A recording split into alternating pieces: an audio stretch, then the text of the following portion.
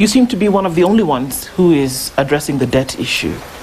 But it's apparent to everybody that there's a problem. Yes. Because if we look at how much Kenya does spend and what it does then get in revenue, the numbers don't add up. It doesn't. But you seem to be one of the only ones who's discussing this matter. But that people complain about many things. We can't fund education. We can't fund healthcare. We can't just get enough to go around. You seem to say that the reason that we can't do those things is because the debt is just too much. Yes. Do you see?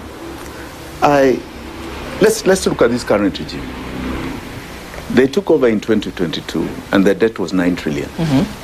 Today it is 13 trillion. All right?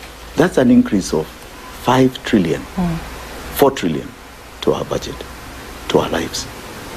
And there is no commensurate development for it. Now, I tried to explain the other day, and I'll explain it on this show. You've got to look at debt in relation to tax revenue, because we pay from our tax revenue.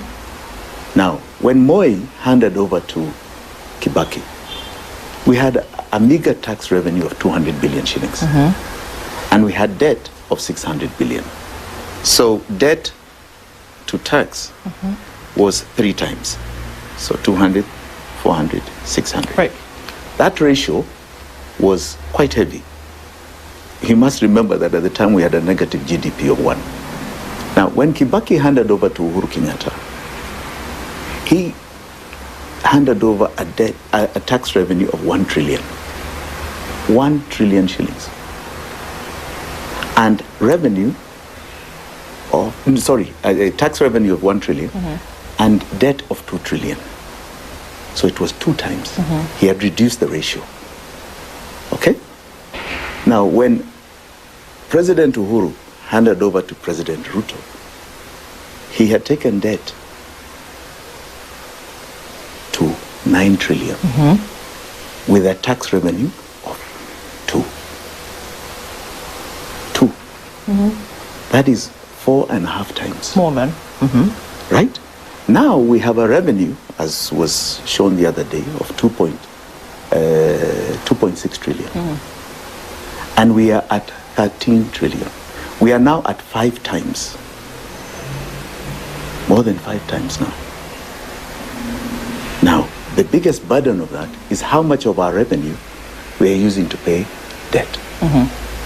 During Moi's time, he had renegotiated the debt, and he had 30%. He had gone to Paris Club in 1995.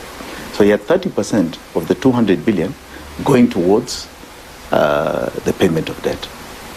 Kibaki, with his brilliance on the economy, had reduced that 30% to 18% of his tax revenue, right, going towards payment of debt. So he had a leeway of almost 72%, right, that he could fund his budget. In fact, there was a point where he was not even borrowing. Then you come to Uhuru. Uhuru handed over to William Ruto 65% of his tax revenue going to debt, from 18 to 65. Now, when you're looking at tax revenue, as was gotten this last financial year, the tax revenue did not exceed 2.8. And 2.6 has gone. You're now at 81%.